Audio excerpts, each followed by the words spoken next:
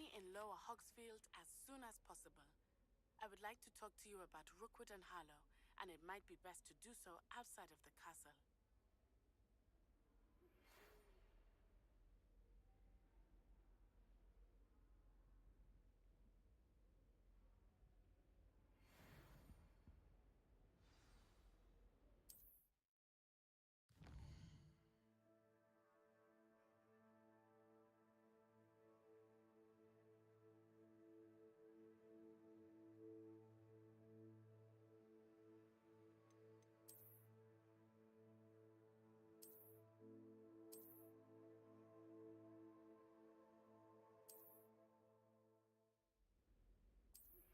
Professor Fig and Weasley have asked that I teach you an additional...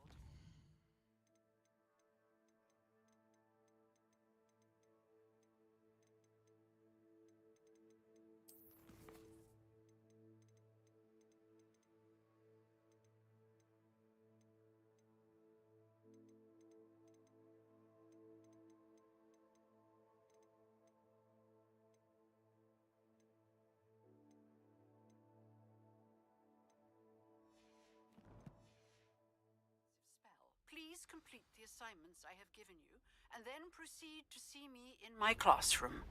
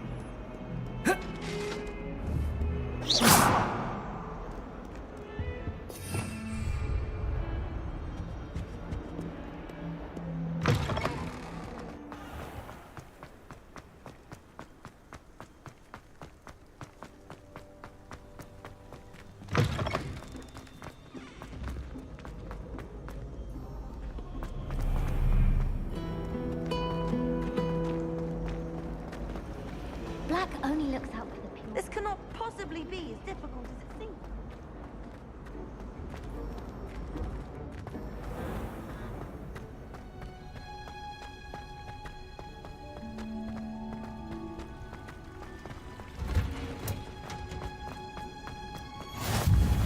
That smell. Is she growing Punja's onion again?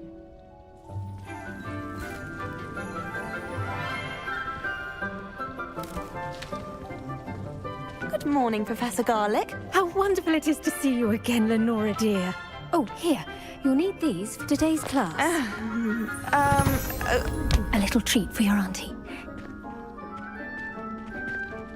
Ah, hello. Class, please welcome the newest rose in our garden. We do look forward to growing together. How thrilling it is to have everyone back together again. This year will be filled with enchantment and excitement, but the most important thing cultivated in herbology is knowledge. The prudent herbologist is no more afraid of the venomous tentacular than the bouncing bulb. Now then, today we will be acquainting ourselves with the mellifluous tuber known as the mandrake root. Accio. Let's see if we can't make our fibrous friends a bit more comfortable, shall we? First, let's protect our ears.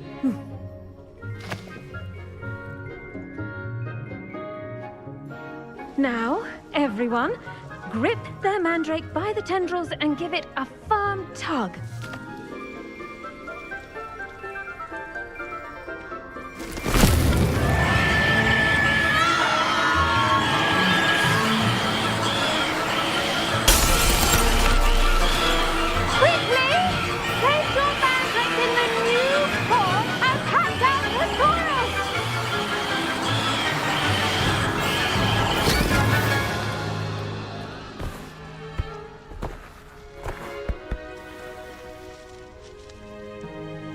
The soil should envelop the root like a warm, dirty blanket, putting the mandrake right at ease. Reparo! Very sorry about that. Yours was a bit mature, I'm afraid. All right then, off you go. Splendid work, everyone. Now, for our next task, we'll be planting dittany at our potting. I wonder if hippogriffs like knotgrass. Yes, Professor. Firstly, well done with your mandrake. They can be rather difficult to get a grasp of. I'll say. Nearly went deaf. Well, yes.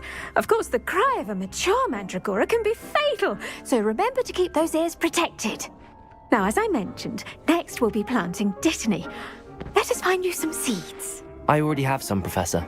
Picked them up in Hogsmeade. You visited the Magic Neep. Wonderful! A prepared student is bound to bloom. I've arranged for you to have your own potting table here in the classroom.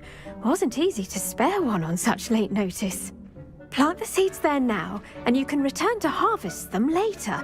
Even with soil, sunlight, and a bit of magic, they will take time to grow. Let's see how to balance my... Pardon me, Professor. What am I supposed to do with the dittany seeds? Your part in all this floral alchemy is simple. Take the seeds to your potting table, plant them, and then wait for harvest time.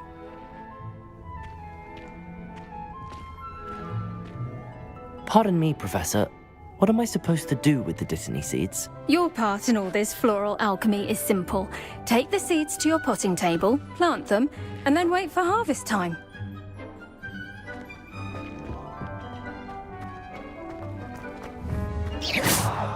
Revelio. The best time to plant a seed is last season. The second best time is now. Dittany's restorative properties make it a vital ingredient in the Wiggenweld potion, as you all should know from Professor Sharp's class.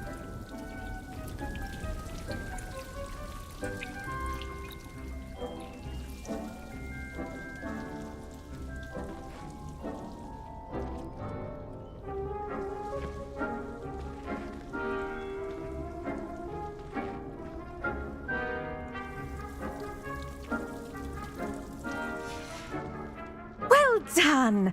Once it can be harvested, your dittany will be ready to use in Wiggenweld potion. I'll let Professor Sharp tell you about that. Now, what say we branch out? Introduce you to a different sort of flora, the Chinese chomping cabbage. You'll find that some plants are better suited to uses outside of a cauldron. The cabbages do get testy without something to chew. Fortunately, I have a dummy for them to gnaw on. Be a dear and let them have a good chomping. Yes, Professor. They're in the other greenhouse. It's just at the end of the footbridge leading out of this room. Your classmate, Mr. Pruitt, has kindly offered to accompany you. Come back and see me when you're finished. Oh, and mind your fingers. They do bite.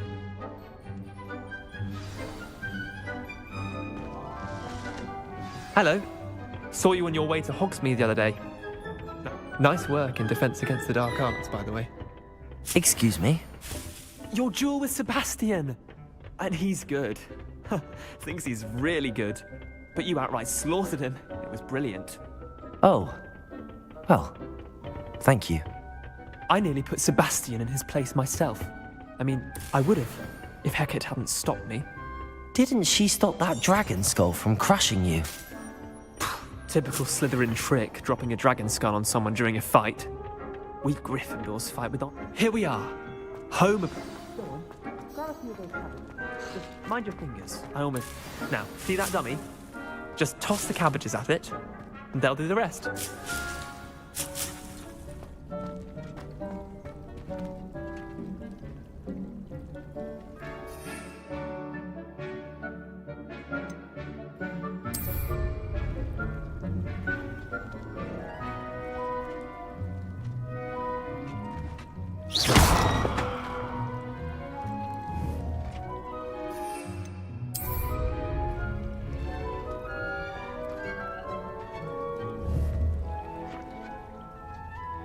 Revelio.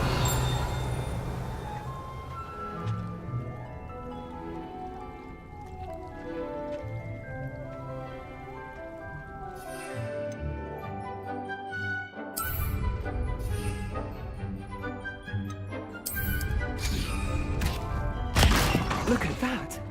They'll chomp on anything they can get their mouths on. Mum planted some in her garden last year to keep the gnomes out. Did save her the de-gnoming, but they left her honking daffodils in tatters. Vicious little bastards, aren't they? My kind of plants. Not like stupid booba tubers and bouncing bulbs. The kind of plants that just have your back in a fight. Not saying you can't go it alone, but, well, imagine that wasn't a dummy.